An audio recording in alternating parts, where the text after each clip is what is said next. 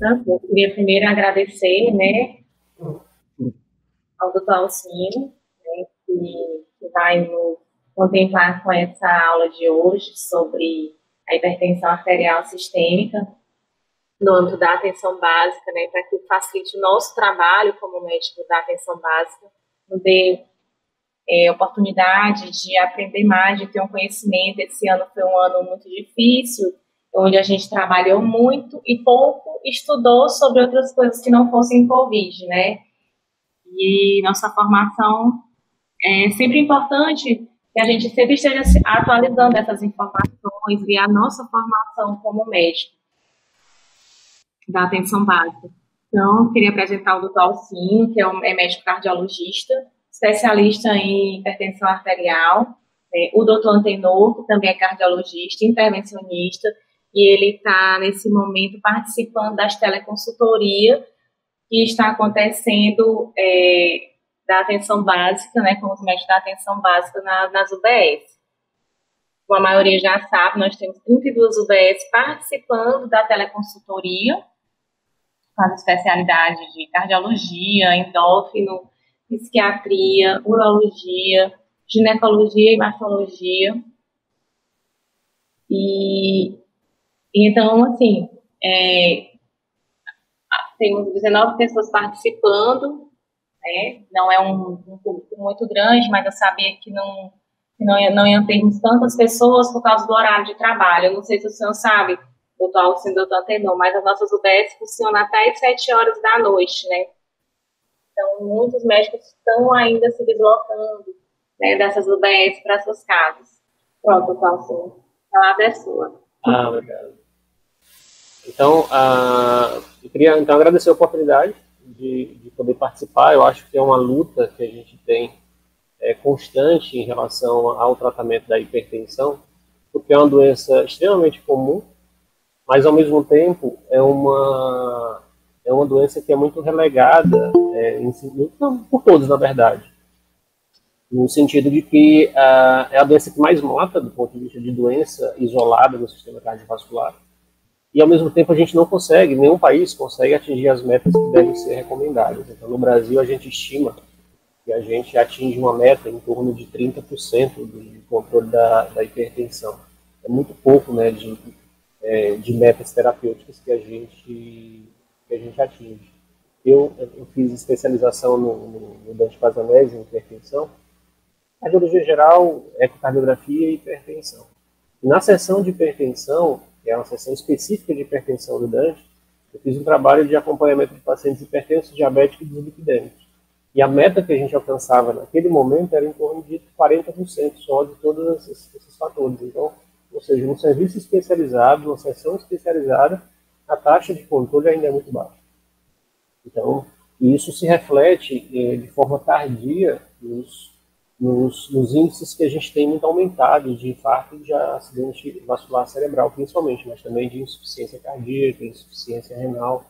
Então, eu vou tentar aqui colocar para vocês, tentar organizar no sentido de que as dificuldades que a gente tem no sistema público de saúde, de manejo da hipertensão, de alguém que já trabalhou no sistema público de saúde, né, na base do sistema de saúde, e que hoje convive, trabalha no HGV, como cardiologista também no ambulatório, mas que também tem dificuldade de controle desses pacientes, por vários motivos, desde a questão do nível cultural dos pacientes, que às vezes é muito mais complexo, até a questão do tempo, né, de consulta, que é muito reduzido para você explicar uma doença tão complexa assim. A nossa abordagem vai ser basicamente em relação ao tratamento farmacológico da hipertensão, porque é um tema muito extenso e eu acho que a gente deve focar naquilo que a gente tem talvez mais dificuldade, ou talvez onde a gente possa mais fazer alguma diferença, que é o tratamento medicamentoso e o tratamento não medicamentoso. A primeira pergunta é: por que a gente trata a hipertensão arterial? Os dados mundiais, como eu falei anteriormente, a hipertensão isolada é a doença que mais mata isoladamente no mundo. As doenças cardiovasculares são as que mais matam, e das doenças cardiovasculares, a hipertensão é a que mais mata. Então, é por isso que é importante a gente controlar a hipertensão. E por que ela mata? porque ela aumenta de forma significativa a incidência de insuficiência cardíaca de 40% a 60%, se você não trata, se você trata, você reduz, de AVC de 50%, e em relação à doença coronariana, em torno de 25%. Então, sim. Oi, pois não. Não sei o que os outros estão achando, mas talvez ficar um pouquinho mais alto vai ficar melhor. Mais alto... Não sei se os outros estão com essa mesma sensação. Mais alto em relação a... Tá, então eu vou manter assim, eu vou manter sem o microfone. Então, dessa forma, é por isso que a gente trata, na verdade. Assim tá melhor. Então ótimo, melhor assim. É por isso que a gente trata a doença cardiovascular, porque você diminui de forma significativa a incidência de insuficiência cardíaca, de AVC e de doença coronária.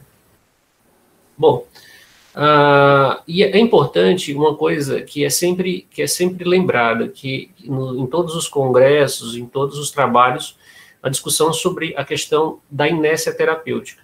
Um dado muito importante é que pequenas reduções da pressão arterial promovem diferenças importantes de eventos cardiovasculares no futuro. Então, observe nesse trabalho que reduções pequenas da pressão arterial, da ordem de 5 milímetros de mercúrio na pressão sistólica de média, você diminui em 14% a incidência de AVC. Então, observe que essas pequenas reduções da pressão arterial, elas são importantes. E por que eu digo inércia terapêutica? Porque, às vezes, a gente está tratando o paciente e a pressão atinge a meta que você afere de 14 a 140, e às vezes você fica satisfeito em manter aquele nível de pressão em torno de 140, porque às vezes é o que é definido, e não tenta reduzir a pressão arterial. E se você reduzir essa pressão arterial para 135, você consegue diminuir no longo prazo a incidência de AVC, de doença arterial coronária, por aí vai. Observem uma coisa importante, que é os eventos cardiovasculares, eles ocorrem quando a gente fala de hipertensão, quando as curvas de dissociação da pressão arterial, elas começam a alterar acima de 115 milímetros de mercúrio. Então, observe que o paciente que tem a pressão de 120, ele tem uma menor quantidade de eventos cardiovasculares do que o que tem de 130 que o de 140. Ou seja, hoje, que a gente não considera mais uma faixa dentro da normalidade, dependendo do grupo de risco, pequenas elevações da pressão arterial estão relacionadas com mais evento cardiovascular, e às vezes dentro de uma faixa que hoje é considerada normal, ou seja, 120 para 130, você consegue ter alterações importantes de risco de evento cardiovascular desses pacientes. A nossa diretriz, ela está em constante mudança. A última diretriz foi de 2016, define que a pressão arterial considerada ótima é abaixo de 120 por 80, menor ou igual, e definiu nesse momento um diagnóstico que a gente não tinha, já tinha para diabetes, que era o pré-diabetes, e agora a gente tem esse diagnóstico de pré-hipertenso, que é uma pressão que fica entre 121 e 139 de sistólica e 81 e 89 de diastólica. E aí, a partir daí, manteve as classificações que a gente já conhece, hipertensão estágio 1, 2 e 3, dependendo dos níveis de pressão sistólica e diastólica. Mas já coloca nessa categoria de pré-hipertenso, porque a conduta no pré-hipertenso, de avaliação anual desse paciente, ela ficou mais rigorosa.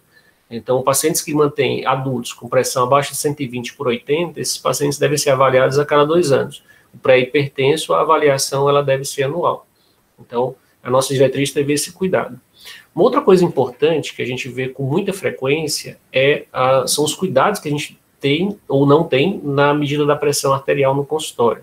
Então, sempre em um ambiente tranquilo, o paciente sentado há pelo menos 5 minutos, o braço na altura do coração, não deve ter comido uma refeição importante, meia hora antes, não pode ter fumado, não pode ter tomado um cafezinho, porque essas pequenas alterações levam também a mudanças de medidas da pressão arterial. Então, isso é sempre importante para que a gente não possa dar um diagnóstico equivocado relacionado com a hipertensão. Bom, em relação à hipertensão em si, a gente tem, na verdade, 4 comportamentos, 4 perfis de pacientes que são hipertensos. O primeiro perfil é o paciente que é normotenso, né, na verdade, né, a normotensão, que é o paciente que mantém nível de pressão abaixo de 13,5 por 8,5 na vigília. Só que aí entra em jogo outra categoria, que é o hipertenso do avental branco. que é muito comum, né, o Antenor, como cardiologista, ele sabe muito bem disso, dentro do consultório médico, o ambiente de consultório faz a pressão arterial subir. Muitas vezes em níveis de pressão bem mais altos do que 140. Esse paciente, ele mantém níveis de pressão altos no consultório, e fora do consultório ele mantém níveis de pressão normais, e ele é considerado hipertenso do avental branco. Hoje, mapeando o hipertenso do avental branco, a gente sabe que ele tem uma chance maior de desenvolver hipertensão, e que, portanto, também esse paciente tem um risco cardiovascular um pouquinho mais aumentado do que a população em geral. Existe a hipertensão clássica, que todo mundo conhece, que é o paciente que mantém a hipertensão, a pressão elevada fora do consultório e dentro do consultório.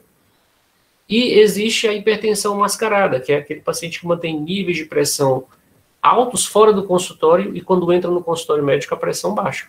Então, não é comum, mas não é raro. Em torno de 10% dos pacientes apresentam esse comportamento chamado de hipertensão mascarada.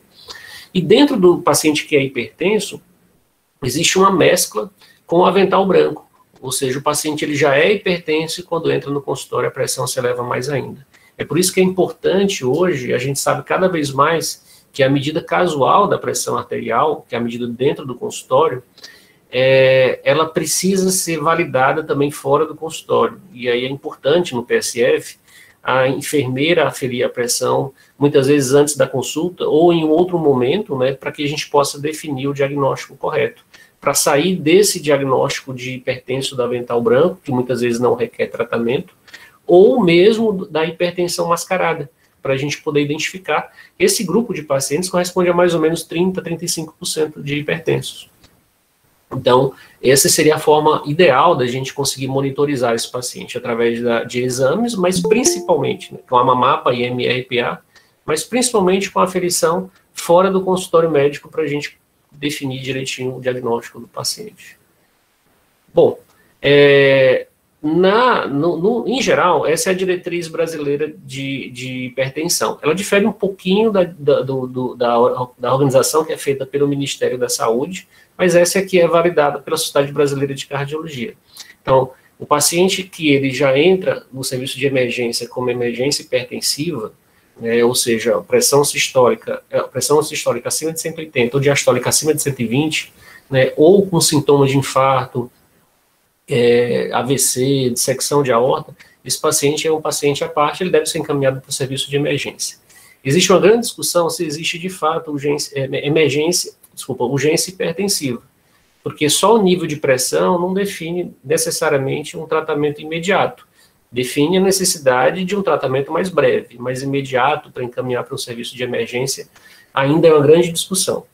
A verdade é que o paciente que mantém a pressão acima de 140/90 e tem um risco cardiovascular baixo ou médio, e depois a gente vai definir o que é esse risco cardiovascular, esse paciente ele deve ser considerado a pressão no consultório, e no caso da unidade de saúde, deve ser medida a pressão fora do consultório médico.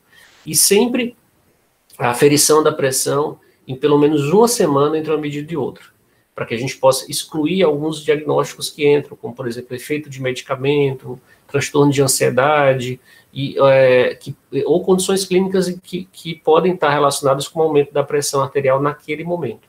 Então, idealmente, entre 1 e 2 semanas, ele deve aferir a pressão arterial, se está dentro desse grupo de risco cardiovascular baixo ou médio. Se a pressão arterial está 140, maior que 140/90, e risco cardiovascular elevado, ou pressão acima de 180/110, esse paciente já tem um diagnóstico de hipertensão. Então, é dessa forma que a gente define, pela diretriz, o diagnóstico de hipertensão. No serviço público, a gente, infelizmente, em alguns serviços, a gente tem a MAPA, aqui em Teresina, o hospital universitário, ele consegue realizar esse exame, que é importante, que é um controle da pressão de 24 horas. Então, em média, o paciente faz 80 medidas no dia, e à noite, e aí a gente tem durante o dia as médias e durante a noite as médias, e aí define se esse paciente é hipertenso ou não. E principalmente no período noturno é importante a gente avaliar, porque existem pessoas que fazem hipertensão só durante o sono, e aí entra outros diagnósticos importantes, como por exemplo da apneia obstrutiva do sono. Existe hoje uma forma que a gente tem de avaliar que chama MRPA, que é a medida residencial da pressão arterial. E é muito interessante especialmente com a disseminação dos aparelhos de pressão que a gente tem nas farmácias, especialmente os aparelhos de braço, você fazer um protocolozinho para o paciente, ele medir a pressão 3 a 4 dias, 3 vezes de manhã, com intervalo de pelo menos uma medida, 1 minuto entre cada medida, e no período da tarde, no final da tarde, ele fazer também essa mesma medida. E aí a gente tem a média durante os 3 ou 4 dias, e também isso é importante no diagnóstico da hipertensão. Uma coisa importante é que, para acompanhamento inicial do paciente hipertenso, a gente não precisa de grandes exames. Não precisa de um ecocardiograma disponível imediatamente para avaliar o paciente. O eletrocardiograma, a dosagem de glicemia, o perfil lipídico do paciente, a avaliação da função renal, o potássio e, de preferência, a avaliação, se o paciente for estágio 2 ou 3, com fundo de olho, né, e aí o oftalmologista ele é importante, na verdade deveria ser um papel do cardiologista também, define esse paciente, especialmente colocar esse paciente no grupo de risco específico, não dependendo da presença de lesão de órgão-alvo, né, e de fatores de risco, né, quais são os fatores de risco que a gente estratifica o doente, o que eleva ainda mais o risco cardíaco, tabagismo, dislipidemia, diabetes. Então, o paciente diabético, ele já entra em toda a classificação da hipertensão como paciente de alto risco cardiovascular. Ele já é considerado um paciente de risco mais aumentado, e a meta terapêutica para ele também, ela é diferenciada. Pacientes idosos, pacientes acima de 60 anos, com microalbuminúria, hiperuricemia, ou que já tem lesão de órgão-alvo. O que a gente define mais rápido com lesão de órgão-alvo? Se o paciente já teve um AVC, se ele tem insuficiência cardíaca, já infartou ou operou do coração, ou fez angioplastia, tem um eletro com sobrecarga ventricular esquerda, ou a presença de disfunção renal. Então, geralmente, são as alterações mais claras que a gente tem na avaliação do paciente hipertenso. E por que isso é importante? Porque a gente consegue estratificar o paciente de acordo com o risco, e aí, a partir daí, definir meta terapêutica, né? Então, esse paciente, ele pode ser um risco sem risco adicional, com risco baixo, risco moderado ou muito alto risco. Quem quer muito alto risco? Se ele tem mais de 3 fatores de risco, e a pressão está acima de 140/90, ou se ele tem lesão de órgão-alvo, doença cardiovascular estabelecida, como, por exemplo, insuficiência cardíaca, doença renal crônica ou diabética. Então, o diabético, por exemplo, ele já é considerado com muito alto risco, e mesmo nesse paciente com a pressão de 130 por 139, que na nossa diretriz ele é considerado um pré-hipertenso, esse paciente ele já entra como um paciente com risco alto, e a gente precisa trazer a meta de controle da pressão para abaixo de 130/80, que são as metas recomendadas para esses pacientes com alto risco cardiovascular ou com lesão de órgão-alvo. Ou seja, se ele já tem doença aterosclerótica em qualquer local, tem um Doppler de carótida que mostra que ele tem placa em qualquer local, mesmo que não seja placa grave, ou doença arterial periférica, esse paciente ele já é considerado como lesão de órgão-alvo, ele já é alto risco, e já deve ser tratado com mais cuidado em relação às metas que são abaixo de 130/80. O que houve nos últimos anos em relação ao tratamento da hipertensão?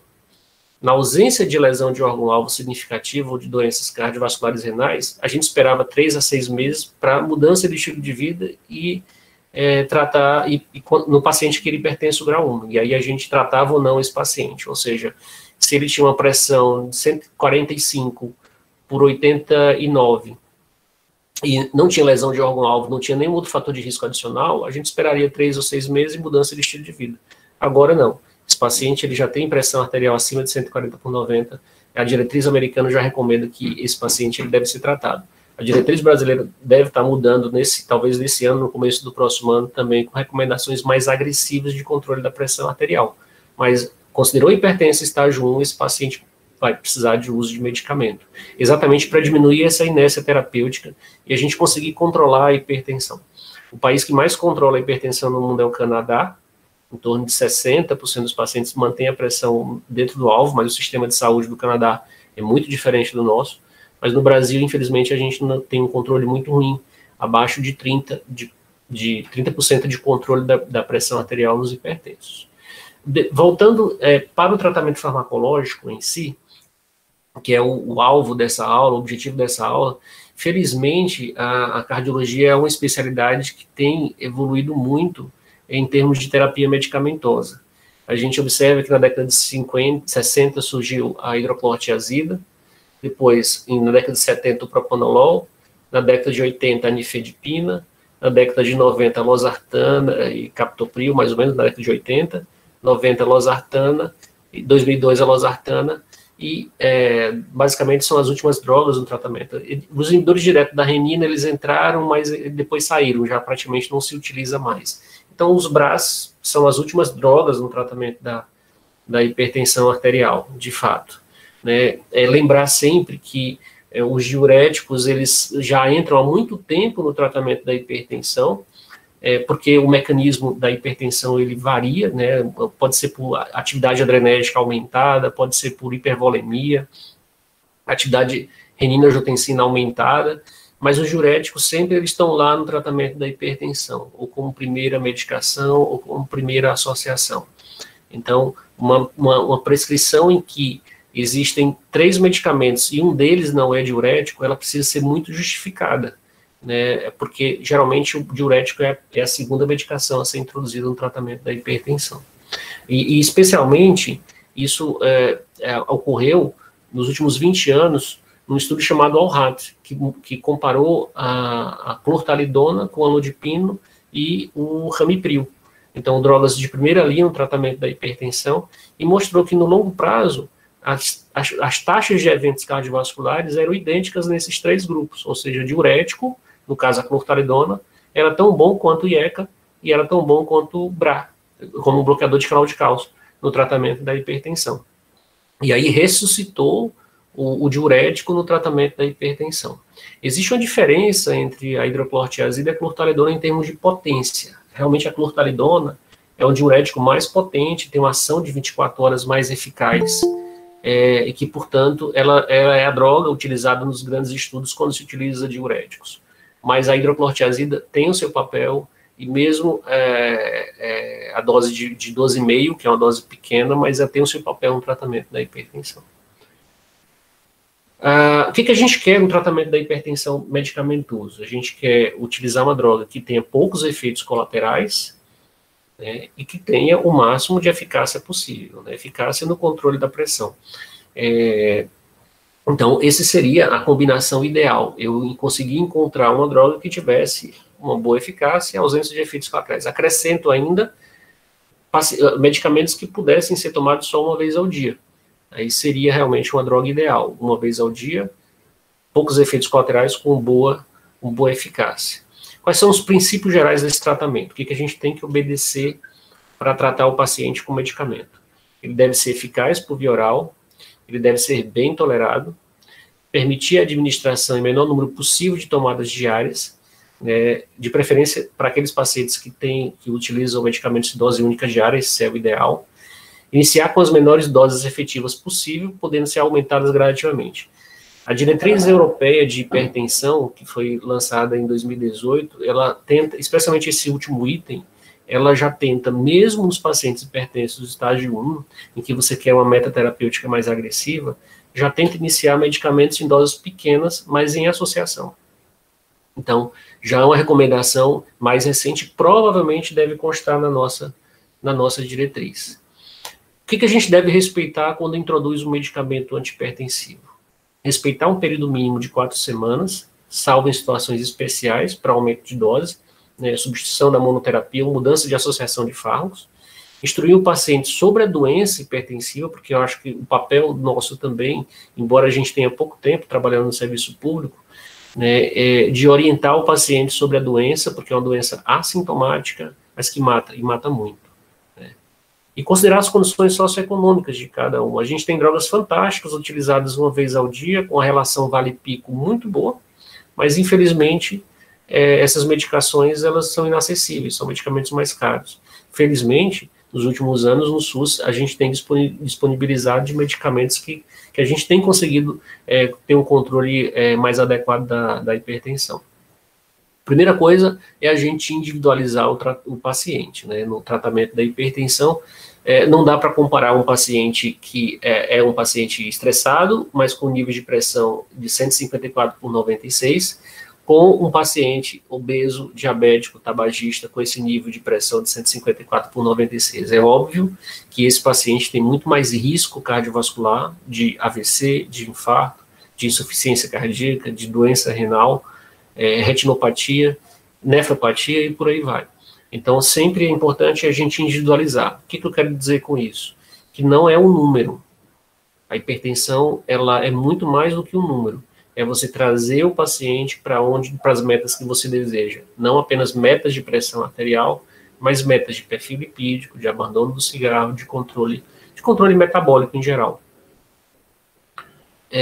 Aqui no Brasil, a gente tem, né, essas medicações que estão disponíveis, né, isso aqui foi tirado do Ministério da Saúde, as medicações que estão disponíveis na Rename, de 2012, né.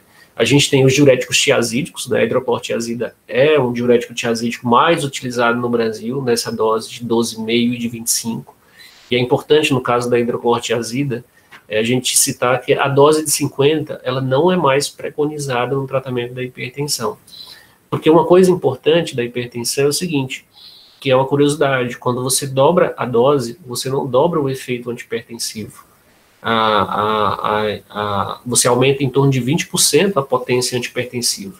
Então, quando você aumenta de 12,5 para 25 da hidroclorotiazida, você aumenta a potência, mas se você aumenta de 25 para 50, você também aumenta um pouco a potência, mas aí vem os efeitos colaterais da dose de 50, de hipocalemia, de hiponatremia, e alterações no perfil lipídico e na glicemia. Então, essa dose de 50 já não é mais preconizada. Assim também como a clortalidona, não se utiliza mais essa dose de 50 miligramas de clortalidona na hipertensão. Né? Na insuficiência cardíaca ainda se utiliza doses um pouco mais altas, especialmente em combinação de diuréticos, mas isso é um caso à parte. Né? A furosemida, ela é uma droga também diurética utilizada na hipertensão, mas em pacientes com disfunção renal com clearance abaixo de 30. Então, os trabalhos têm mostrado que com clearance abaixo de 30, os diuréticos tiazídicos, eles não têm tanta eficácia assim, e aí realmente, se o efeito é de redução da volemia como causa da hipertensão, a furosemida é uma droga que pode ser utilizada nessas condições. A espirulactona, ela é um diurético poupador de potássio, mas na hipertensão ela não entra como diurético especificamente. A gente utiliza em duas situações específicas na hipertensão. Em pacientes que têm hipertensão resistente, você entra com uma quarta droga, ou seja, você entra com BRA ou IECA, bloqueador de canal de cálcio, um diurético tiazídico, e a quarta droga, que anteriormente a recomendação era que era o beta-bloqueador, não é mais hoje a recomendação na hipertensão resistente. O que é hipertensão resistente? O paciente está tomando 3 antihipertensivos em doses otimizadas, de ação sinérgica, não adianta dar captopril com losartana, porque não são sinérgicos, e aí você utiliza esses 3 medicamentos com doses otimizadas e mantém ainda fora da meta, acima de 140/90. Aí você tem uma hipertensão resistente. A quarta droga, que seria o beta-bloqueador, hoje ela não é mais recomendada. A quarta droga é a espirulactona. Então, a gente utiliza, nesse aspecto, a espirulactona como antihipertensivo. Na insuficiência cardíaca, ela entra como antirremodelamento, ela não é tanto um antihipertensivo, ela é mais uma droga que diminui o remodelamento. E no hiperaldo, já no hipertenso secundário, com hiperaldosteronismo, a gente utiliza a espirulactona também no tratamento, mas aí são doses maiores. Na hipertensão, geralmente a dose é de 25 a 50 miligramas, quando você quer potencializar ou você quer trazer o paciente com hipertensão resistente. Em relação aos beta-bloqueadores, é um capítulo à parte. O guideline inglês, o NICE, há quase 15 anos, ele já tinha excluído os beta-bloqueadores do tratamento da hipertensão. Ou seja, ele não colocava como droga de primeira linha, colocava como droga de segunda linha no tratamento da hipertensão. Especialmente porque o atenolol, comprovadamente, dos antihipertensivos, é a droga que menos reduz AVC, que menos reduz doença renal, que menos tem efeito de redução na pressão aórtica central. Então, o atenolol realmente, até na nossa diretriz, na nossa recomendação, ele é uma droga que deixou espaço para a espirulactona, por incrível que pareça. Embora seja uma droga extremamente utilizada no Brasil e no mundo, o mundo está deixando mais de utilizar o atenolol como antihipertensivo, mas ainda se utiliza muito o beta-bloqueador, o atenolol, como antihipertensivo. E quando é que deve ser associado? Deve ser pensado como droga de primeira linha, nos pacientes que têm doença coronária, né, ou pacientes que têm arritmia e você quer controlar a frequência cardíaca ou quer controlar os sintomas de angina. Então, o atenolol ele é disponível na dose de 25 miligramas 2 vezes ao dia, pode ir a dose máxima de 100 miligramas por dia. Outra droga que tem disponível é o metoprolol. O metoprolol é um bom antihipertensivo, no sentido de ser melhor do que o atenolol, mas ainda não é uma droga com uma excelência em termos de controle antihipertensivo, mas é uma droga interessante, porque ele não mexe tanto com o perfil metabólico que acontece com o atenolol. Eu esqueci de falar, mas o atenolol teve um estudo chamado Estudo LIFE, que comparou atenolol com losartana no paciente de alto risco, e houve um aumento da incidência de diabéticos no grupo atenolol, e a gente sabe disso, que os beta-bloqueadores, especialmente os de primeira e segunda geração, mais antigos, eles alteram o perfil lipídico, propanolol e atenolol principalmente, né, alteram o perfil lipídico e alteram a glicemia dos pacientes. Então, realmente, esse talvez seja um dos motivos da gente cada vez mais estar utilizando menos atenolol. Então, o metoprolol é uma opção interessante no hipertenso e também você pode utilizar na insuficiência cardíaca, ou seja, o hipertenso com IC, é uma droga interessante, pode chegar à dose máxima de 200 miligramas por dia. O atenolol não pode ser utilizado na insuficiência cardíaca, então já tem vários estudos mostrando que é uma droga que não deve ser utilizada na insuficiência cardíaca, embora seja um beta-bloqueador beta-seletivo, ele perde a beta-seletividade a partir de 50 miligramas, então realmente a gente cada vez mais usa menos. Então o metoprolol é uma droga interessante na hipertensão. O carvedilol e propanolol a gente utiliza menos no tratamento da hipertensão. O propanolol ele é uma opção interessante numa situação específica, que é em duas situações específicas, que é o paciente hipertenso com enxaqueca e o hipertenso com tremor essencial, porque realmente o propanolol ele melhora bem o tremor e melhora bem a enxaqueca, porque ele é lipossolúvel. A metildopa é uma droga de ação interessante, especialmente na grávida, né? Então, se tem utilizado com muita frequência, com um certo grau de segurança, podendo chegar até 1.500 miligramas por dia, ou seja, 3 vezes ao dia, 500 miligramas. E os bloqueadores de canais de cálcio são uma opção muito interessante, tanto a nifedipino, que se utiliza menos, né, especialmente a cápsula, porque ela não deve ser perfurada pelo risco aumentado de AVC, de hipotensão grave. E o olodipino em si é uma droga que se utiliza com muita frequência, é uma potente antihipertensiva, tem uma ação muito interessante, mas tem um efeito colateral interessante, principalmente, que é o edema de membro inferior. Em torno de 10 a 15% dos pacientes têm edema de membros inferiores com olodipino. O verapamil, ele é um bloqueador de canal de cálcio, mas a gente não utiliza no tratamento da hipertensão. Né? A hidralazina é uma droga de segunda linha no tratamento da hipertensão, se utiliza em grávida, geralmente, como uma emergência hipertensiva, e no paciente com doença renal também. É uma opção interessante no paciente com insuficiência renal, uma vez que ele não pode estar utilizando IECA ou BRA, e esses pacientes eles podem estar substituindo pela hidralazina mais o nitrato, né? Principalmente o mononitrato desosorbido. E aí, as drogas que a gente já conhece bastante, né, nalapril e captopril. Nalapril na dose de 5, 10 e 20 miligramas. Geralmente, eu costumo utilizar uma dose intermediária no tratamento da hipertensão, começar com dose de 10 miligramas 2 vezes ao dia. A dose máxima de 40 miligramas.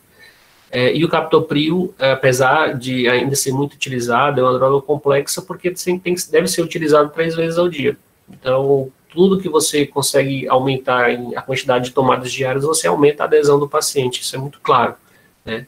E a gente tem disponível no SUS a losartana, como antihipertensiva, ele é do grupo dos BRAs, né? E a potência antihipertensiva não é tão grande em relação aos grupos dos BRAs, mas ele é uma boa medicação. Uma coisa interessante é que a losartana, ela deve ser utilizada 2 vezes ao dia, então ela tem uma meia-vida curta, e o uso deve ser 2 vezes ao dia. Uma coisa interessante em relação à losartana é porque o paciente que tem hiperuricemia é a única droga dos BRAs que é uricosúrico. Então, na hiperuricemia é uma droga interessante que pode ser adotada já para melhorar o perfil de ácido úrico dos pacientes. Inclusive, o ácido úrico também é uma curiosidade, a hiperuricemia também está relacionada com o aumento da pressão arterial. Tem vários trabalhos mostrando no tratamento da hiperuricemia, a redução do ácido úrico consegue melhorar um pouco o controle da pressão arterial. Bom, e em relação às indicações, eu citei algumas dessas indicações. Se o paciente tem insuficiência cardíaca, o diurético, beta-bloqueador, inibidores da enzima conversora de angiotensina, ou antagonista da angiotensina 2 e antagonista da aldosterona. Quando é que a gente utiliza a espirulactona nesse grupo? Quando a fração de ejeção, teve um estudo que foi o Hayes, mostrou que eu traria benefício de redução de mortalidade quando eu introduziria a espirulactona em pacientes com fração de ejeção abaixo de 35% em classe funcional 3 e 4, e 2 estudos, mas não com a espirulactona, com a eplerenone, estudo ênfasis e estudo ênfasis, mostrando que há uma redução de mortalidade com a fração de ejeção abaixo de 40 e em classe funcional 2. Então, desculpa, abaixo de 35, de 30 com a classe funcional 2. Então, já tem algum benefício com a fração de ejeção reduzida no paciente com insuficiência cardíaca. Pós-infarto do miocárdio, IECA, antagonista da aldosterona, se tiver disfunção ventricular. Paciente se tiver insuficiência cardíaca com fração de ejeção reduzida. Se o paciente tem alto risco para doença coronária, é o beta-bloqueador, IECA e bloqueador de canal de cálcio, mas também BRA. Se é diabético, IECA, antagonista da angiotensina 2, BRA, bloqueador de canal de cálcio. A doença renal crônica, IECA e antagonista da angiotensina 2.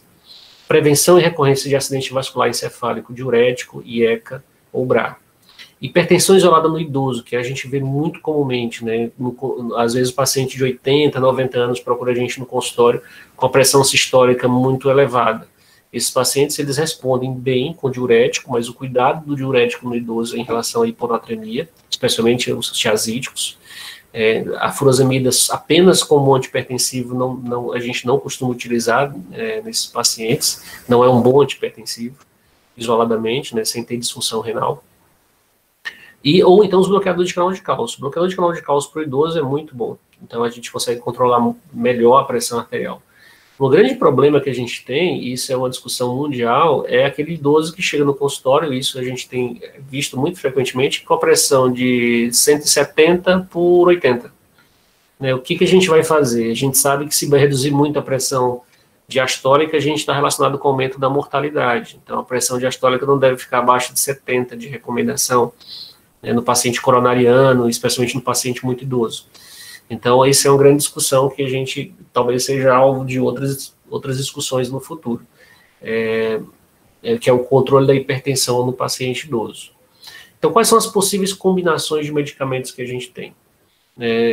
Então, diurético tiazídico, como eu falei, sempre é a primeira medicação, a primeira associação, que pode vir associado com antagonistas de cálcio, pode vir associado com BRAS, ou pode vir associados com IECA. Nunca há associação de IECA com BRA. Isso não é possível, né, na hipertensão. Existe uma associação na insuficiência cardíaca que é muito questionável, né, quando você atinge o topo da terapia, você dá tudo para o paciente continua em classe funcional 3 e 4, é possível a associação de IECA com BRA, mas na hipertensão essa associação não é possível. Isso a gente vê muito frequentemente, especialmente na nefrologia, para diminuir proteinúria. Mas na hipertensão a gente não utiliza, não é recomendada essa associação. Os beta-bloqueadores, vocês veem aqui como linha tracejada. Os beta-bloqueadores foram meio que escanteados, né? O que eu acho que é até uma maldade, porque existem beta-bloqueadores com ação antihipertensiva muito interessante, como o nebivolol, mas não tem na rede pública. O que a gente tem na rede pública é o atenolol e o propanolol. Então, como antihipertensivos iniciais, eles não são bons antihipertensivos. Então, a gente deixa para resguarda esse uso de medicamentos para pacientes com aquelas doenças clássicas, né? Angina, insuficiência cardíaca, no caso o carvedilol, né, que é o que tem disponível, ou metoprolol, e nos pacientes com arritmia cardíaca. E aqui entram as outras drogas antihipertensivas, que são drogas de exceção, a hidralazina, o nitrato e a metildopa, né? Então, o que a gente deve utilizar de preferência? Aqui à direita, tiazídico, IECA, bloqueador de canal de cálcio e BRA, né? E à esquerda são as drogas, as recomendações de exceção, né? Beta-bloqueadores e os demais antihipertensivos. Espero que tenha ficado muito claro, porque essa imagem é muito importante quando a gente vai definir terapia, porque cada vez mais a gente percebe que a meta terapêutica, para ser atingida, precisa ter a associação e a combinação de medicamentos. Cada vez mais a gente observa que quando a gente quer atingir as metas terapêuticas, vários estudos, inclusive o KPDS, que é um estudo muito conhecido, mostrando que eu preciso de mais drogas. Se eu quiser atingir a pressão diastólica abaixo de 85, eu preciso usar 2 drogas, quase 3 drogas no KPDS. Abaixo de 75 no estudo ABCD, e no estudo HOT, abaixo de 80, quase 4 drogas.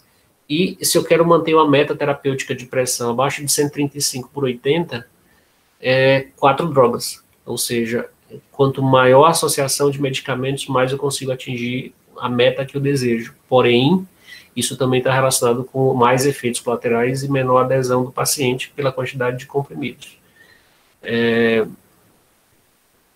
Eu acho que eu tenho aqui, olha, exatamente as combinações em relação à adesão. Então, quando eu tenho um comprimido único, a adesão do paciente é em torno de 54%. Quando eu tenho uma combinação livre, ou seja, o paciente está tomando enalapril 2 vezes ao dia, mais hidroclorotiazida, mais amlodipino. Essa combinação livre diminui muito a adesão do paciente, para menos de 20%. Então, isso aqui é um trabalho de 12 meses. Então, observe que a associação de medicamentos, quando é possível, infelizmente a gente não tem isso ainda no SUS, isso deveria ser discutido, porque isso está relacionado com adesão, e se está relacionado com adesão, está relacionado com mortalidade em 10, 20 anos. Infelizmente a gente não tem essa combinação. Novamente, quanto maior a quantidade de medicamentos, maior a perda de adesão. Então, a partir de 4 comprimidos, aqui você tem aí quase 50% de perda de adesão do paciente. Ele para de tomar a medicação.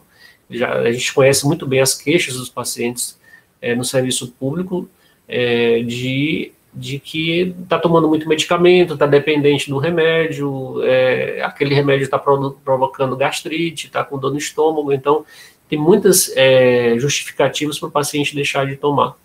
Então, quanto menor a quantidade de comprimidos, se a gente pudesse associar isso em um único comprimido, e existem vários trabalhos com a polipílula, né, que coloca vários medicamentos num comprimido só, está relacionado com o aumento da adesão. Quais são, então, os preceitos na terapia da hipertensão? Então, a decisão ela deve se basear na estratificação do risco cardiovascular e não apenas no nível de pressão arterial. Então, eu tenho que definir qual é a meta do meu paciente, naqueles riscos que a gente definiu. Eu vou ser bem conciso em relação a isso. Se o paciente ele tem diabetes, ou infartou, ou revascularizou, ou teve o AVC, ou tem doença arterial obstrutiva periférica, ou tem doença renal, creatinina já alterada, a meta desse paciente deve ser abaixo de 130 por 80. Se esse paciente ele não tem lesão de órgão-alvo, ou tem menos de 3 fatores de risco, ou seja, ele não tem histórico familiar de doença arteriosclerótica, não é tabagista, não tem dislipidemia, esse paciente, então, a meta terapêutica é abaixo de 140 por 90. Dificilmente a gente, essa meta a gente é questionável. Hoje existe muita discussão de que provavelmente a gente vai chegar em metas menores, abaixo de 120 por 80, mas ainda é a meta que é válida e que a própria diretriz europeia em 2018 manteve essa meta de 130 por 80 como uma meta ideal. Então, se a gente puder manter uma meta de 130 por 80, seria adequado. Uma outra coisa que eu acho que é importante que a gente fixe é que se eu tenho mais de 20 milímetros de mercúrio na pressão arterial dos pacientes, de meta. Por exemplo, esse paciente ele chega no meu consultório com a pressão de 160 sistólica, e a meta desse paciente é 140, esse paciente já precisa de terapia combinada. Ele não tem como controlar a pressão arterial apenas com monoterapia. Claro, toda aquela mudança de estilo de vida é importante, mas já se recomenda nessas metas a terapia combinada. Só um medicamento não vai resolver o problema desse paciente, não vai reduzir a pressão arterial, mas não vai trazer na meta que a gente deseja. Então, se tem mais de 20 milímetros de mercúrio da pressão sistólica de meta, ou mais de 10 da pressão diastólica, ou seja, a pressão chega no consultório com 102 de pressão, e eu quero a pressão abaixo de 90, eu também já tenho que fazer terapia combinada, já tenho que associar um IECA, um BRA, um diurético ou um bloqueador de canal de cálcio. Não vai ser possível a monoterapia. Então, é necessária e benéfica uma intensa redução da pressão arterial. Eu não me surpreenderia se nas próximas décadas a meta terapêutica para todo mundo for abaixo de 130 por 80. Porque a gente viu, na verdade, que nos primeiros slides, que a dissociação, as curvas de dissociação de mortalidade, elas ocorrem quando existe já uma pressão acima de 115. Ou seja, quando a pressão é acima de 115, você já começa a ter dissociação de mortalidade. Pacientes com pressão de 110 têm menos evento cardiovascular do que pressões abaixo de 130. Então, eu acho que as metas vão ser agressivas. Muito cuidado em relação ao paciente idoso. O paciente idoso, ele é um paciente à parte. Redução da pressão arterial muito brusca nesse paciente pode trazer malefícios. O paciente pode ter síncope, cair, quebrar o fêmur, e aí a complicação é muito maior. Pacientes muito idosos, acima de 80 anos, a gente tolera níveis de pressão de até 150. Se ele não tiver outras lesões mais importantes de órgão-alvo, doença renal, doença coronária, insuficiência cardíaca, níveis de pressão do idoso a gente tolera como níveis de pressões mais adequados. E muito cuidado ainda mais no idoso frágil, aquele paciente acima de 80 anos que vem na cadeira de roda, ou então que é acamado. Esse paciente a gente é mais flexível ainda, a gente deve, não se sabe exatamente qual que é o nível de pressão ideal para esse paciente idoso frágil, porque não existem estudos que mostram qual é o nível de pressão adequado. Eu tenho um colega que é cardiologista, e a mãe dele faleceu uns 2 anos atrás, mas ele é especialista em hipertensão também, e disse que a mãe dele mantinha média de pressão sistólica de 180, e ela estava bem. Quando a pressão dela ficava abaixo de 140, abaixo de 150, ela começava a ter sintomas de mal-estar. Ou seja, paciente muito idoso, de 90, de 100 anos de idade, como a gente às vezes encontra com esses pacientes no consultório, não tem que ter muita ansiedade para baixar a pressão arterial. Esse paciente ele já está adaptado com o nível de pressão mais alto, e aí, infelizmente, a gente não sabe qual é o nível ideal. É claro que 180 não parece ser bom, mas 120 também, para esse grupo de pacientes, não parece ser legal também. Então, tem que tomar muito cuidado com esse tipo de comportamento de paciente, né? Uma outra coisa importante é a adesão do paciente, né? Se o paciente ele não adere, como é que ele adere? Quando ele conhece a doença, entende as complicações que ela pode causar, e a partir daí participar do processo. E aí, para isso, a gente também precisa de tentar diminuir a quantidade de medicamentos que ele toma, né? O que a gente deve evitar? Os pacientes não são iguais, a gente precisa individualizar, não ficar inerte em relação à hipertensão. A gente viu no começo que manter pressões, a gente manter uma pressão de 140 num paciente jovem é muito pior do que a gente baixar essa pressão para 130, por exemplo, porque as pressões, essas pequenas variações da pressão arterial estão relacionadas com reduções importantes de AVC em 10, 20 anos, né? Não se preocupar apenas com a redução da pressão arterial, né? A gente precisa também associar, reduzir o risco cardiovascular do doente. Então, reduzir a pressão é importante, mas também fazer o controle metabólico de glicemia, perda de peso, né? Controle da dieta, diminuição do sal, isso é muito importante. Rastrear as complicações da hipertensão. Então, o que a gente tem na unidade de saúde, é possível a gente conseguir rastrear boa parte dos pacientes que procuram a gente. Um eletrocardiograma não é o melhor exame, óbvio, para avaliar a sobrecarga ventricular esquerda, mas já nos ajuda a definir alguma lesão de órgão-alvo, coronariopatia e também a sobrecarga, né? Tentar facilitar a adesão do paciente, utilizando medicamentos que devem ser utilizados de preferência uma vez ao dia. E aí, dentre essas drogas que a gente citou, né, os IECAs, a gente tem a enalapril, que é utilizado 2 vezes ao dia. A gente tem o captopril, que é utilizado 3 vezes ao dia, então tenta evitar, se puder usar o enalapril, melhor ainda, né? A gente tem os bloqueadores de canal de cálcio, especialmente o olodipino, que é utilizado só uma vez ao dia. Isso é muito interessante, porque é uma droga com uma vida muito longa. Os diuréticos também, uma vez ao dia, né, os tiazídicos.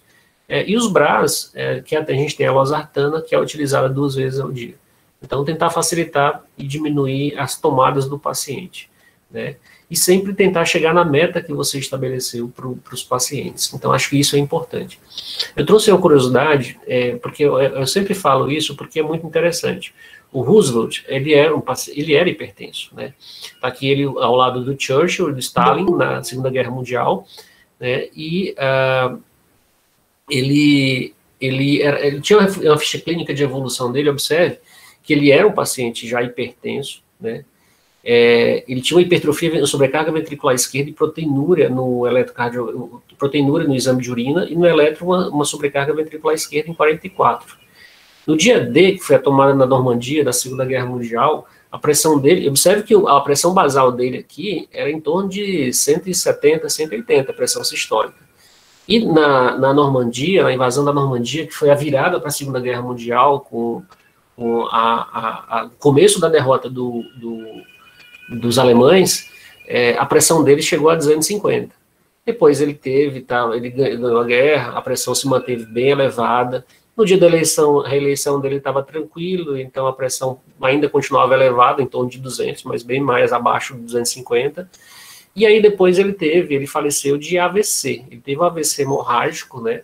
E aí um AVC, e se a gente olhar a trajetória dele, a gente observa que a evolução dele era para isso mesmo. A incidência de AVC na hipertensão, talvez a doença mais impactada pelo controle da hipertensão é o acidente vascular cerebral. Então, nos anos 40, a hipertensão naquela época era considerada essencial, né? A pressão arterial elevada ela era essencial para manter a perfusão dos órgãos, particularmente em pessoas idosas que apresentam vasos sanguíneos estreitados. Então, a hipertensão ela era uma doença em que parece ser boa, ser um negócio legal, porque ela preservava o fluxo sanguíneo, né? O raciocínio fisiopatológico da época. E nos anos 90, a hipertensão, ela surgiu esse conceito de hipertensão maligna, no caso do Franklin Roosevelt. Então, na época, ele não tratava a hipertensão porque se achava que a hipertensão era importante, né? E aí, na década de 90, a gente definiu hipertensão maligna, né? A hipertensão estágio 3, já com lesão de órgão-alvo, com comprometimento do coração, dos rins, e por fim, com acidente vascular encefálico hemorrágico, tá? Então, acho que essa é a minha abordagem em relação à hipertensão. Eu fico muito feliz de poder contribuir e estou aberto aqui a discussões que vocês quiserem se colocar aí, ou algum questionamento, ou alguma coisa. Espero que não tenha sido muito rápido, eu tenha falado, ou também não tenha sido muito prolixo também. Deixa eu te dizer, quando a Fernanda me pediu para fazer essa aula, eu pensei logo no seu nome, porque eu sei da sua dedicação e interesse pelo tema. Realmente eu fiquei impressionado, eu achei uma aula excepcional. A sua contribuição, eu acho que foi de suma importância. Muito boa mesmo. E depois desse tempo todo no Linneu, atendendo esses pacientes, hipertensos e tudo, eu queria fazer algumas observações. Uma delas é que, com frequência, a gente recebe pacientes hipertensos bem controlados, com essas associações de medicamentos que não tem no SUS, que não tem no SUS, certo? E a gente fica naquele conflito, né? Mudar a medicação de um paciente que está com a pressão super controlada, mas eles não podem manter eu aprendi que eles não podem manter aquela medicação por muito tempo. Você tem que realmente usar para esses pacientes, é o que nós temos no Sistema Único. Se é que você quer atingir as metas de controle, ou pelo menos chegar perto. Então, tem que usar o que tem. Mas, em termos de referência também da atenção básica, eu queria chamar a atenção para encaminhamentos assim, que poderiam ficar na atenção básica. Por exemplo, o paciente não está atingindo as metas, continua hipertenso, mas ele está usando 25 mg de hidroclorotiazida e 10 de enalapril, ou 50 de losartana. Você tem que tentar, na atenção básica, pelo menos chegar nas doses máximas, né, antes de encaminhar. Por exemplo, está usando só 2 drogas, pelo menos bote 20 miligramas de enalapril, ou tem que chegar a 30 ou 40, bote 100 miligramas de losartan, antes de encaminhar, porque senão deixa o sistema muito cheio. Muita gente indo para o cardiologista sem uma necessidade realmente tão grande, que isso pode ser feito e deve ser feito de uma forma até melhor pelo clínico. Em relação a esses idosos, como o Alcino falou muito bem, existe até o que se chama talvez de pseudo-hipertensão. Você não consegue, com nossos aparelhos, às vezes, medir a hipertensão real pelo endurecimento das artérias. Então é difícil saber, às vezes, como ele citou muito bem no exemplo, qual a hipertensão ideal para eles. Então, tem que ir devagar com o idoso, para ele não piorar da insuficiência coronariana ou não piorar até da insuficiência vascular cerebral. Tem que ter muita atenção com o idoso, uma atenção especial. E era basicamente isso. Uma coisa que eu vejo muito frequente, e eu esqueci de falar, é uma pseudocrise hipertensiva. Acho que talvez você, como cardiologista, pega muito no consultório o paciente que chegou em algum momento com a pressão de 18, 19, e assim, a gente não sabe, na verdade, quem nasce primeiro, se é o ovo ou se é a galinha. Ou seja, se o paciente ele ficou ansioso e por isso a pressão subiu, ou se a pressão subiu e aí ele passou mal. Então, muitas vezes é importante a gente ter esse discernimento para a gente não overmedicar. A gente dá medicamentos, às vezes, para um paciente que está, em algum momento da vida, está no estresse emocional e aquele nível de pressão não condiz com a realidade que ele está enfrentando. É muito comum. E o idoso é um desafio. O idoso é um desafio na hipertensão, porque a gente não tem trabalhos com pacientes acima de 80, acima de 90 anos de idade. Então, a gente tem que se basear muito no bom senso. Né? E o bom senso diz para a gente que o sistema cardiovascular desse paciente ele já está adaptado com níveis de pressão mais altos. Então, você querer reduzir muito rápido a pressão arterial, porque está 18, né, você quer trazer para a meta, que é 13, 14, de forma muito rápida, esse paciente ele pode ter complicações mais graves, inclusive AVC. Porque a pressão, a pressão craniana desse paciente, ela tem um mecanismo de adaptação. Então, você precisa reduzir gradativamente e, às vezes, nem ser tão agressivo. Tolerar níveis de 15, níveis de 16 no paciente nonagenário não é uma coisa ruim. Né? Então, acho que é por aí. Muito boa, Alcino. E é comum também no ambulatório público, né, esses pacientes com cefaleias crônicas, cefaleias muito intensas, e que querem um controle melhor da sua pressão, a pressão está subindo e dá dor de cabeça, e é exatamente o contrário, né?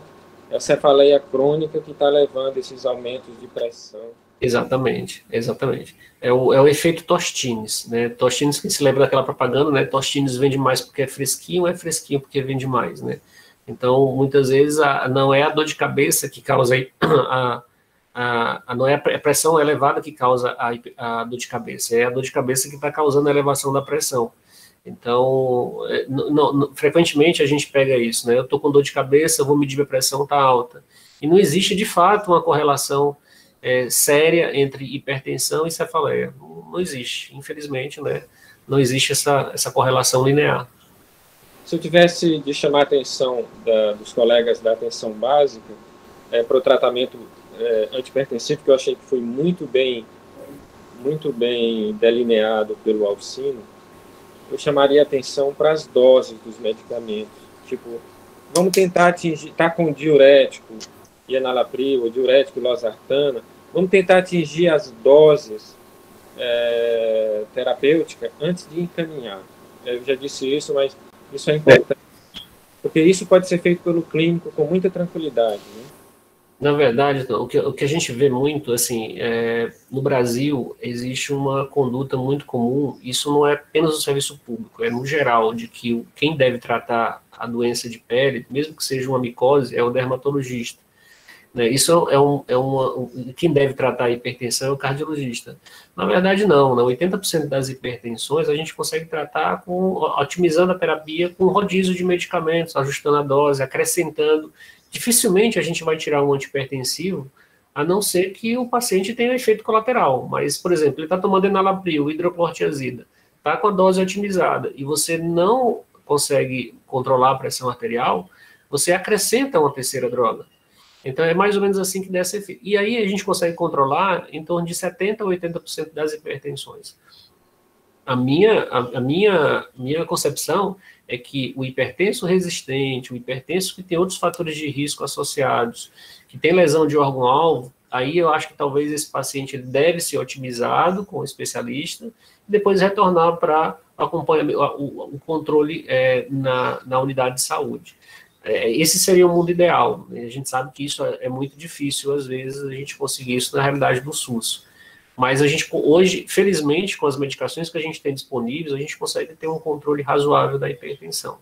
Eu acho que talvez o grande desafio é a gente conseguir fazer terapia combinada, a gente conseguir colocar num único comprimido disponível no SUS dois ou três medicamentos, como já existe hoje no medicamento da farmácia. Então, hoje tem vários medicamentos com formulações de dois, isso é normal, e de até 3 medicamentos num comprimido só. Isso aumenta de forma importante a adesão do paciente e o controle da pressão arterial. Isso aí. Infelizmente, a gente não tem isso pelo SUS, mas acho que talvez seja a próxima briga que precisa ser comprada. Essa associação losartana com hidroclorotiazida associada é muito boa, né, para se iniciar em grande parte dos doentes, se tivesse associada, né? Já 2 comprimidos já é ruim, né? Um só seria melhor. Me diz uma coisa, Alcino, o losartana pode chegar a 150 miligramas? Na hipertensão, a gente termina não utilizando, porque na insuficiência cardíaca tem algumas pessoas que terminam utilizando na IC. Alguns estudiosos, o Pereira Barreto, ele termina utilizando doses mais altas. Mas na hipertensão, porque quando você dobra a dose, você não dobra o efeito. Você aumenta de 10% a 15% a potência. Então você está pegando um burro, subindo a ladeira carregado e dando chicotada nele. Ou seja, não vai dar certo, não vai ter um melhor controle da pressão arterial. Então, nesses casos, é melhor você associar uma terceira droga, né? Uma segunda droga. Eu tenho feito isso por conta da quantidade de medicamentos, que não são tantos, né? É 150 miligramas no losartana, às vezes antes de... Se você quer ter... O medicamento está sem efeito colateral nenhum, que ele está... É uma droga bem tolerada, mas assim, a gente sabe que a losartana, dos BRAS, realmente, infelizmente, é a droga que tem menos potência antihipertensiva. A olmesartana, tem trabalhos que mostram que ela consegue, e a candesartana, que são os mais potentes, elas conseguem reduzir em torno de 10 milímetros de mercúrio. A losartana, em torno de 6, da pressão sistólica. Então, realmente, como antihipertensivo, foi o primeiro BRA que surgiu, e tem uma potência realmente reduzida em relação aos demais da categoria, mas é um bom antihipertensivo, e quando associado com o diurético termina potencializando o efeito da losartana. Uma coisa que eu tenho observado também no ambulatório da cardiologia é a referência do colega da nefro do doente hipertenso grave, renal crônico, fazendo diálise. O que eu sempre digo para o paciente é o seguinte: olha, eu vou vê-lo aqui, não sei lá, de 6 em 6 meses ou de ano em ano. O nefrologista é a melhor pessoa para tratar a sua hipertensão. Está lhe vendo toda semana na diálise. Essa associação aí vai ser muito melhor feita por ele do que eu mudar aqui, ou mexer nos seus remédios e vê-lo daqui a não sei quanto tempo. O melhor médico para tratá-lo da sua hipertensão é o nefrologista. Até porque eles entendem muito bem dessa área mesmo, né? Não, sem dúvida, né? O controle da hipertensão pode ser muito bem feito com o nefrologista, né? Também é outro especialista que convive muito com a hipertensão, né? Então, realmente, e ele está fazendo diálise 3 vezes por semana, realmente, só para controle da pressão, não vejo realmente necessidade, né? Eu acho que, bom, a hipertensão é um tema muito amplo para a gente discutir, né? A gente tem as medidas não farmacológicas, dentro das próprias medidas farmacológicas, a gente tem muita discussão. Eu acho que a maior discussão hoje, talvez, se alguma coisa ficasse muito clara, eu acho que é a meta terapêutica, né? Meta de controle da pressão. Acho que a inércia do paciente, do médico, acho que é importante a gente não esquecer de trazer o paciente para dentro da meta, porque 140, a gente viu que, por exemplo, quando a pressão ela diminui 5 milímetros de mercúrio, eu diminuo o AVC em mais de 10%, em 14% AVC no longo prazo. Então, trazer de 140 para 135 é bom, de 135 para 130 é muito bom, e eu acho que é isso que precisa ficar, né? E tentar contribuir para o paciente entender o seu problema, porque infelizmente é uma doença assintomática. E aí a gente pega, no final das contas, esses pacientes lá na HGV, na enfermaria, paciente com infarto, com AVC, principalmente com doença arterial periférica e doença renal. e retinopatia hipertensiva. E além da insuficiência cardíaca. Então, a gente tem um leque de coisas que poderiam ser tratadas ou ser evitadas se houvesse um tratamento adequado desse paciente lá na base. É difícil o tratamento, o paciente não coopera e as medicações são muitas, e então eu acho que é um somatório de várias coisas que faz a gente não atingir a meta que a gente deseja na hipertensão. Como eu falei, no Canadá, ele atinge 60% da meta. Ou seja, mesmo assim, né, 60% não é 100%, né? Alcino, gostei muito do seu exemplo do Roosevelt, porque Roosevelt foi um herói da Segunda Guerra, um homem inteligentíssimo, fabuloso, uma cabeça genial, e ficou lá com aquela hipertensão maligna, evoluindo daquela forma, sem os medicamentos que a gente tem hoje, né? Sem possibilidade, poderia ter ficado aí muitos anos ainda se tivesse feito um tratamento como se tem hoje, mesmo no SUS, no Brasil, com esses medicamentos. Exatamente. Na década de 40 era aquilo que beneficiado, né? Mais, né? Na década de 40 não se tratava a hipertensão porque eles acreditavam que era um fator de proteção, né? Você tinha, então, muito fluxo sanguíneo que poderia avançar a resistência das artérias e isso era bom. E hoje a gente sabe que... Talvez um pouquinho no idoso isso aí ainda seja verdade, né? Talvez. No muito idoso, né? Muito idoso. É isso mesmo. Doutor Alcino, assim, Oi, Fernanda. Pergunta para fazer, né? Pois não. A primeira, diagnosticada a hipertensão, né? Eu posso fazer apenas uma droga até com a PA de quanto? A partir de quanto eu posso iniciar a segunda droga ou já iniciar com 3 drogas? Eu vou falar do que hoje a diretriz brasileira recomenda. A gente define sempre meta, Fernanda. Eu acho que a primeira coisa, quando eu olho para o paciente, é definir a meta terapêutica, se vai ser 140 por 90 ou se vai ser 130 por 80. Por que isso? Porque se ele for diabético, já tiver tido AVC, tem doença renal, tem retinopatia, e já teve infarto, ou revascularizado, ou qualquer uma dessas lesões de órgão-alvo, ou nefropatia, a meta desse paciente tem que ser abaixo de 130 por 80. 130 por 80. Se a pressão dele já está acima de 140 por 90, dificilmente eu vou atingir essa meta com monoterapia. Então, basicamente, a monoterapia, ela é para o paciente em hipertensão estágio 1, que não tem lesão de órgão-alvo. Ou seja, o paciente tem pressão entre 140 e 190, ou 90 por 100, e não tem nenhum outro fator de lesão de órgão-alvo. Porque se ele tiver 3 ou mais fatores de risco, ele já é considerado muito alto risco. E a meta para esse paciente já é mais agressiva. Então, a monoterapia, por incrível que pareça, a monoterapia é uma exceção. A monoterapia não é a regra. A regra hoje no mundo inteiro é terapia combinada já.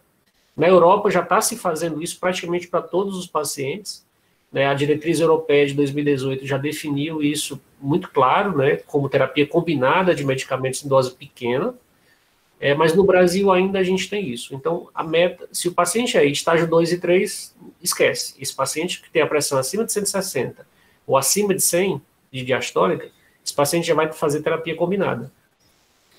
Se ele está no estágio 1, aí eu vou olhar para ele e ver. Se ele é diabético, esquece, terapia combinada. Se tem doença cardíaca, doença renal, AVC, esquece também. Esse paciente vai precisar de terapia combinada. Tá? Então, e a outra pergunta seria assim, essa monoterapia, qual seria, dentro das medicações que a gente tem no SUS, qual seria a mais indicada a gente iniciar? Olha, o que a diretriz diz é que qualquer das drogas, ou IECA, né, enalapril, principalmente, porque acho que o captopril, eu evitaria usar captopril pela tomada diária 3 vezes ao dia, não dá. É muito complexo para o paciente tomar isso 3 vezes ao dia. Então, enalapril. Ou tiazídica, a hidroclorotiazida, que a dose de 25 miligramas da hidroclorotiazida é uma dose interessante. Ou o amlodipino na dose de 5 miligramas é uma opção interessante. Então, na nossa diretriz, a gente pode utilizar qualquer uma dessas 3 drogas. Particularmente, o IECA, a losartana, né, 25 a 50 miligramas 2 vezes ao dia. Então, particularmente nesse paciente, eu começaria sempre com uma dose intermediária dessas medicações. Se for monoterapia, 25 de losartana 2 vezes ao dia, ou 50 2 vezes ao dia, já que a potência não é tão grande. Hidroclorotiazida de 25, ou olodipino uma vez ao dia de 5 miligramas. Acho que eu começaria aí como monoterapia. E no caso de iniciar já com duas terapias, ou com 2 medicamentos? Aí a dose menor dessas medicações, né, 25 de losartana 2 vezes ao dia, ou 50, aí vai depender muito. Se, por exemplo, se ele for diabético, quanto maior a dose da losartana, melhor para nefroproteção. Porque, desculpa, eu esqueci de falar, os IECA e os BRAS, eles têm um papel muito importante na vasodilatação da arteriolar aferente. Né? Então, por isso que eles reduzem proteinúria, por isso que eles fazem nefroproteção, porque diminui a pressão intraglomerular. Então, se o paciente é diabético, às vezes vale a pena você já começar o IECA ou o BRA com a dose intermediária e objetivando uma dose mais alta, em termos de nefroproteção. A mesma coisa com o paciente renal. Então, se ele tem uma creatina de 1.5, 1.8, 2,5, até 3 de creatinina, você pode utilizar IECA ou BRA como nefroproteção.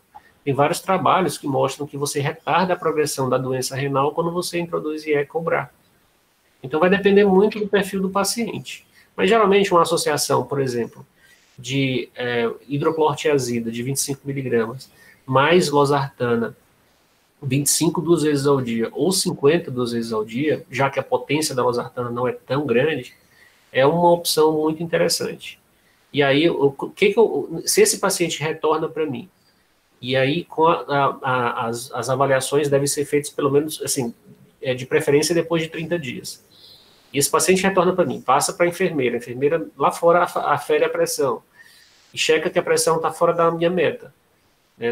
Se a meta for 14/9, então está acima disso. Aí a minha terceira droga seria um bloqueador de canal de cálcio, um olodipino. Só que eu introduzo o olodipino à noite. E tem vários trabalhos que têm mostrado que à noite, quando existe a redução da pressão arterial, com redução do descenso noturno, e principalmente quando o paciente acorda com a pressão mais controlada, eu tenho menos evento cardiovascular. Se a gente for olhar a mapa, eu não coloquei nenhuma mapa aqui para a gente observar, mas se a gente for olhar a mapa, existe um fenômeno de acordar em que as pressões elas começam a se elevar mesmo antes do paciente acordar, ficar desperto, né? E isso está relacionado com o aumento do risco cardiovascular. Então, eu acrescentar um medicamento à noite, especialmente um bloqueador de canal de cálcio, que tem uma droga de meia-vida longa, então você dá de noite para o paciente até o final da tarde, essa droga está fazendo efeito ainda, é uma opção interessante, porque esse paciente vai ter um controle da pressão à noite e vai acordar de manhã com a pressão mais estável. Então, é uma droga... Então, ficaria o esquema assim, losartana ou enalapril 2 vezes ao dia, hidroclorotiazida de manhã e enalodipina à noite. É um esquema matador que eu consigo controlar a pressão na grande maioria, boa parte desses pacientes.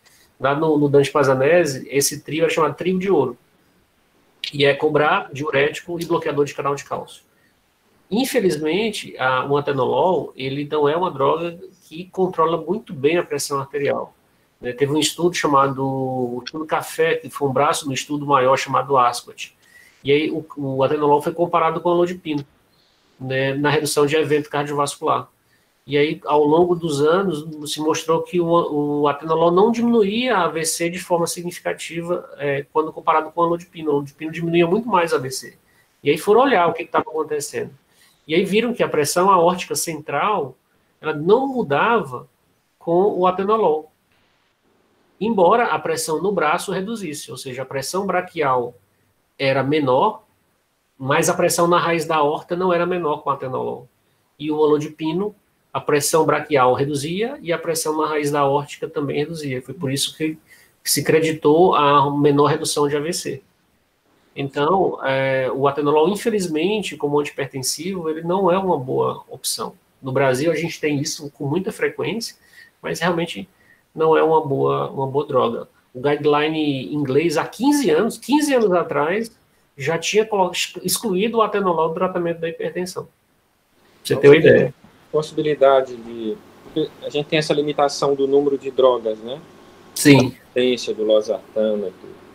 possibilidade de se Sim. usar nesses pacientes mais refratários a dose maior de amlodipina, mais do que 10? Pois é, aí você vai aumentar muito o efeito colateral e você não vai chegar tanto na potência que se deseja, porque a amlodipina já é uma droga bem potente como antihipertensivo, mas acima de 10 ele já não tem tanta potência assim. E uma coisa que eu observo muito é, assim, no caso da amlodipina, principalmente, é o uso muito frequente 2 vezes ao dia. Eu pego muito no HGV o uso da amlodipina 2 vezes ao dia.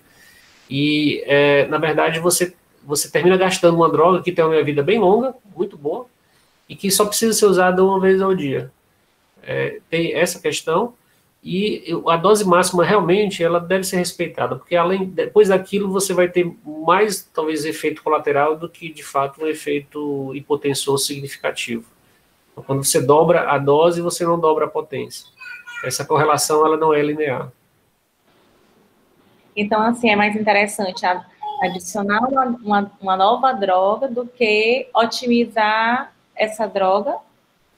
Depende. Como eu estou te dizendo, depende. Se o paciente for diabético, eu quero melhorar a nefroproteção, talvez valha a pena aumentar o IECA ou o BRA. Sim. Entendeu? Se ele não. Se eu quero reduzir proteinúria, por exemplo.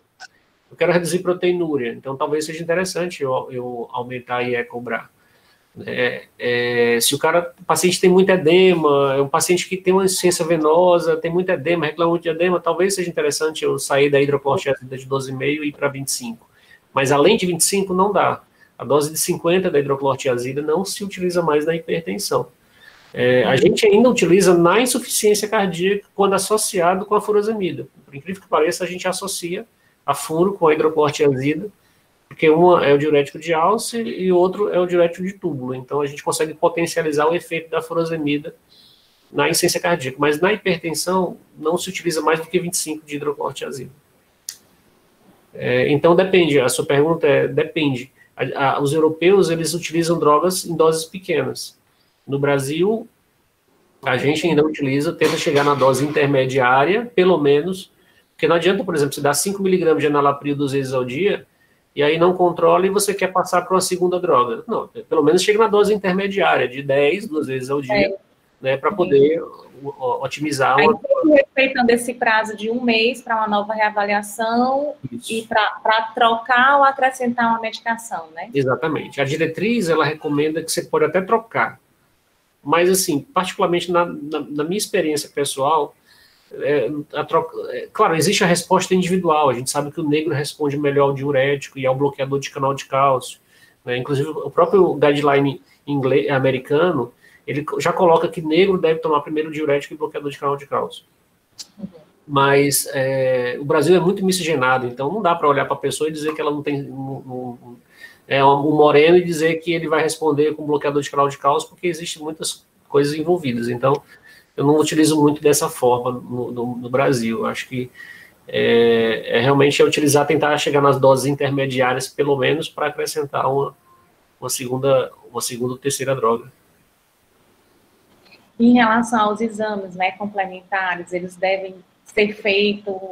Qual a periodicidade para que a gente possa estar avaliando as funções? Aí depende, por exemplo, aquela avaliação, né, perfil lipídico, glicemia, função renal, exame de urina e eletrocardiograma, esse perfil deve ser feito inicial, né? Isso é a meta inicial de todo mundo, né? Todo mundo precisa avaliar se tem diabetes, se tem disfunção renal, se tem dislipidemia. E se o eletro tem alguma alteração isquêmica ou de sobrecarga ventricular. Depois disso, vai depender. Se você é um paciente que tem um risco cardiovascular baixo, né, ele não precisa ficar repetindo exames laboratoriais e cardiológicos a cada 6 meses. Esse paciente pode ser avaliado anualmente. Agora, se é um paciente diabético, um paciente dislipidêmico, tem coronariano, tem um risco cardiovascular mais alto, aí você deve tentar otimizar a terapia, de preferência, por exemplo, perfil lipídico, avaliar a cada 6 meses. Depois que ele atinge a meta, eu acho que é ok, mas até atingir a meta, eu acho que vale a pena você ser um pouco mais agressivo no acompanhamento desses pacientes. Cara, queria fazer uma pergunta. E os eletrólitos, potássio, cálcio? O potássio sim, o potássio ele deve ser solicitado na avaliação inicial de rotina, né, porque inclusive para definição de hipertensão secundária. né? E também pacientes que fazem uso de diurético também. O potássio deve ser iniciado. O cálcio não entra como rotina de investigação. Coloca o sódio. O sódio que faz uso de diurético, você está suspeitando que é a perda de hormônio diurético.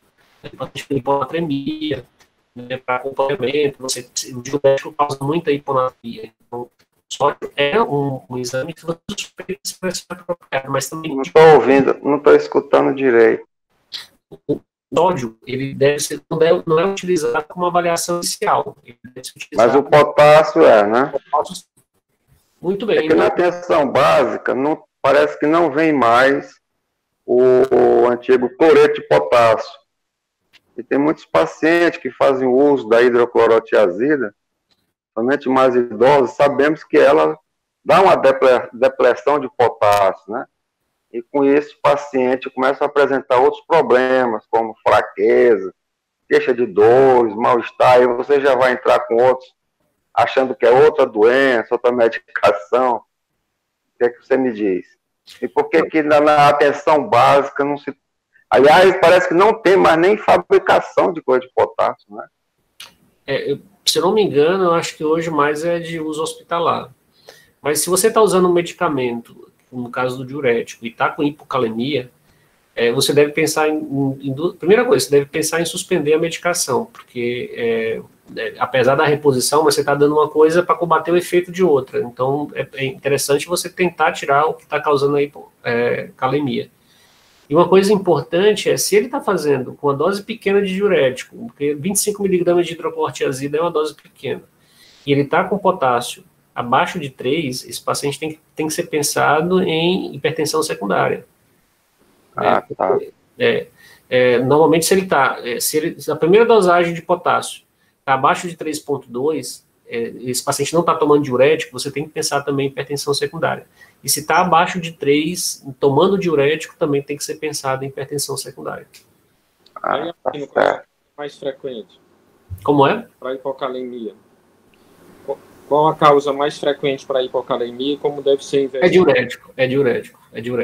Especialmente os diuréticos mais potentes, como a clortalidona. Tirando o diurético, você vai pensar em quê? Ele vai fazer o quê?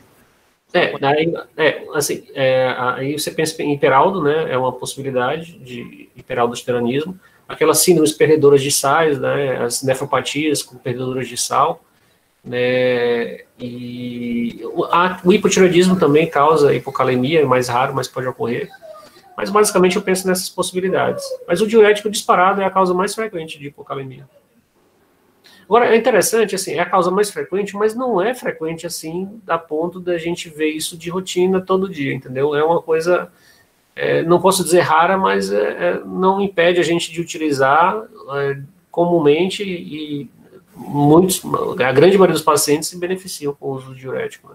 Você usa, Alcino, a associação hidroclorotiazida com a milorida, o Moduretic, o antigo Moduretic? Pois é, é uma droga relativamente barata, né? Eu sou um órfão do Moduretic. Tem um cara no Brasil, que é o Fux, ele é um grande estudioso da hipertensão, que ele é fanático pela associação, né, de um diurético tiazídico com um poupador de potássio. Porque você termina aumentando a potência diurética sem causar tanto malefício do ponto de vista renal. Infelizmente, o Moduretic saiu do mercado. Saiu. Infelizmente, não sei o que houve, eu acho produzido pela não me lembro qual laboratório, mas assim, Novartis, acho que era Novartis, e deixou de produzir. Infelizmente, não sei o que houve.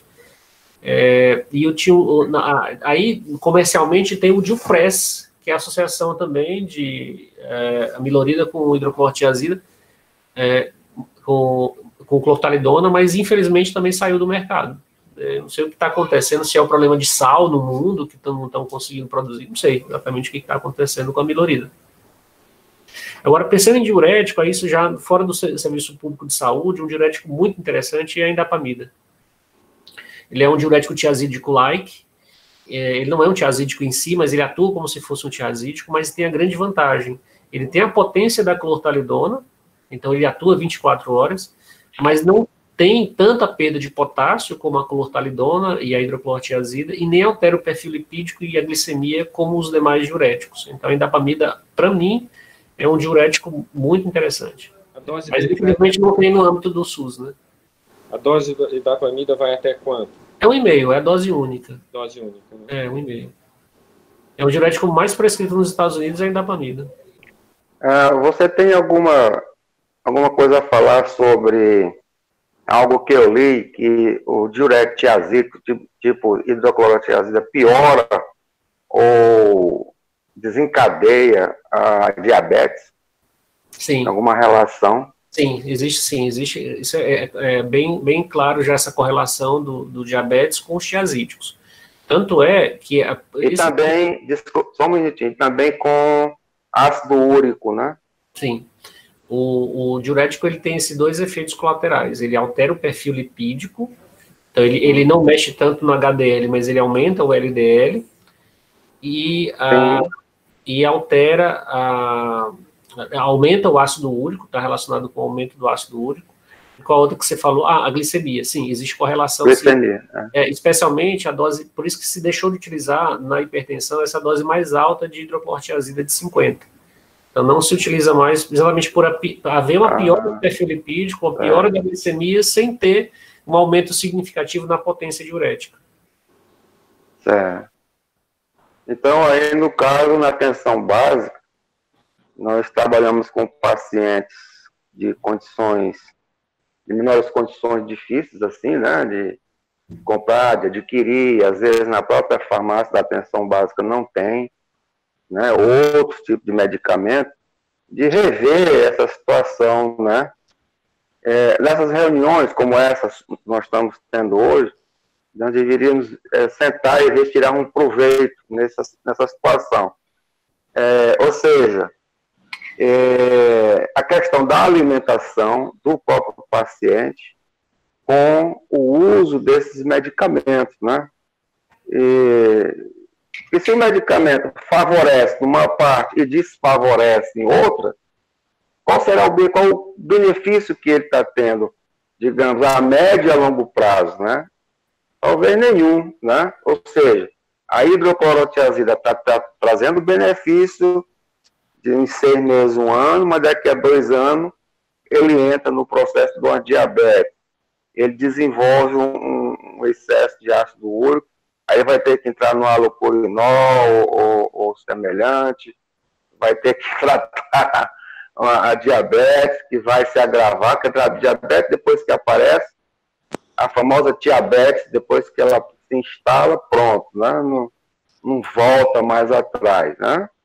O que você me diria deste caso? Né? Assim, dentro da farmácia da atenção básica. Ou dentro do aspecto científico dos estudos, né? São assim, lugares bem controlados, onde as pessoas têm acesso regular, bem regular, a cada mês, né? A cada 6 meses, a cada mês, aliás.